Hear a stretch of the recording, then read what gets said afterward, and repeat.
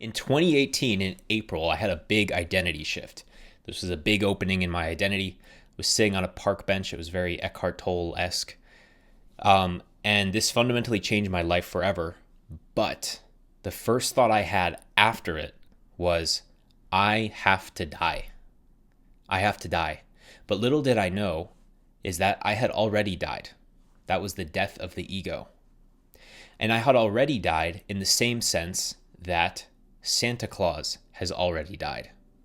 Because Santa Claus is already dead because he never existed in the first place. And that's how the ego is. We think we have to kill the ego, or at least that notion is implied sometimes by spiritual texts. But killing the ego is a lot like killing the Santa Claus. And by that I mean, good luck.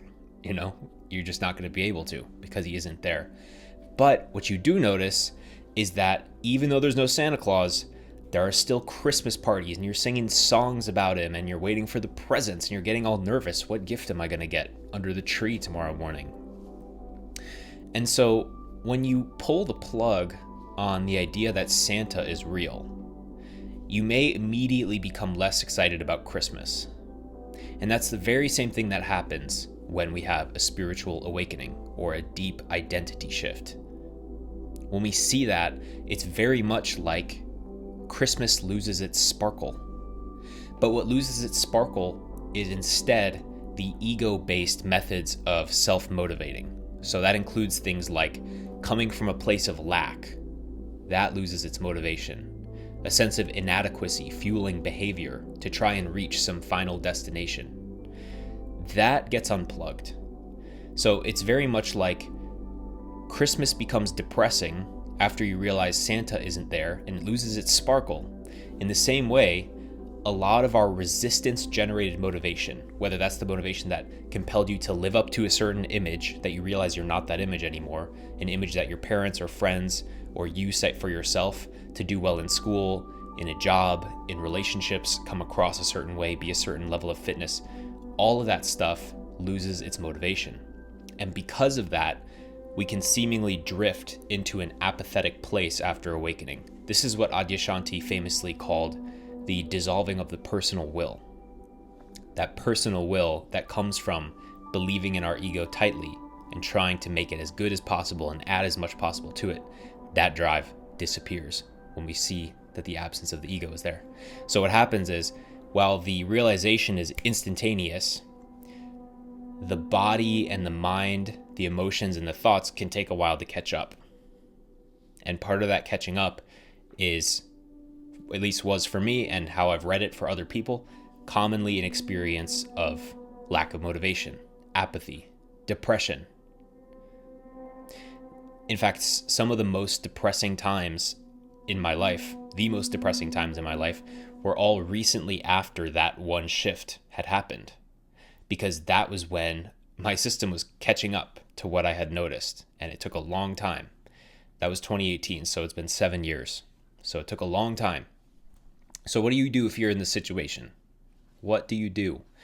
Well, generally, how it's seen here is that once that starts to crumble, that lack-based motivation, and I don't think it ever goes away completely, but it's pretty much gone. It very rarely shows up here anymore. Once it crumbles down, when it's halfway crumbled is when things are the worst. Because you still have this small impulse in you to try and achieve something. Maybe it's shifted to spiritual seeking. Maybe it's you're starting to slowly fail at the things you once wanted to excel at. But here's the thing. You can save yourself a lot of pain by focusing just on these things. What will be true before and after any insight that you have, the human system does very, very well when it's fed well and healthy, when it moves around and is pliable and flexible, and when it has good relationships with other humans. So if you can just figure that out and figure out a way to pay for it, that will offset a lot of the potential depression that will come from this newfound apathy. You see, because the other thing here too is if it's a genuine spiritual opening, there's a fair chance that you now have access to a level of bliss on tap, a level of peace on tap that you never had access to before, and at a depth that you never had access to before. And because of that, your emotional needs are, you no longer need to meet them by going out and getting a present under the Christmas tree, right? Santa's gone. So you no longer need to wait for the presents to feel joy anymore. You don't have to wait for Santa to come down the chimney. In the same way, you can meditate and just in a meditation session have all of your emotional needs met just there. And then you stop doing the other things, which while you don't need other people's validation to feel good anymore, if that has fallen away for you, now when you stop engaging in social relationships, you are missing part of the core human architecture, which is the relationships part. So keep your eye on the ball on that one, is my advice. And it's just very practical, relative advice, very secular, non-spiritual advice. All this stuff is crumbling. Keep an eye on the ball of keeping the body healthy and having positive connections with other humans and finding a way to pay for it. Those are, if you can do that, you will offset so much of this depression. That's the practical angle. Now, let's get into the more spiritual angle of things. So, oftentimes this depression that comes after awakening is born out of a half-dissolved ego structure that is interpreting this dissolving process as very negative and painful. Yes? And so, what you have to notice is you're here in this circle of content because you just have to be here. That's just what had to happen. And this process didn't happen by you pushing it. It's happening on its own already. A lot of this process is completely spontaneous, just like your personality. You didn't craft up your personality one day. It's part of who you are as a human. When you are able to see yourself as the awake nothingness that's watching this video right now, the mystery of being itself, which has always been what you've been lived by. Your life has been lived by that mystery that is currently here. And when you see yourself as that, there's not a lot to do, right? There's not a lot to get to. For example, if I had empty space, right? Like the three-dimensional space in which this room exists in a physical world. That space, how much is there for that space to do? Nothing. It's already done. It's just the space being itself. And so when you start to see yourself again, when you start to recognize yourself again, when empty nothing starts to collide with empty nothing again in your experience, which just means reality waking up to itself, consciousness seeing itself, or the complete absence of a solid structure that you used to assume was there, then in that is inherently the absence of the need to do anything, because it exists on its own. You exist, being in reality exists on its own without any help. Right here. So what are you going to do now?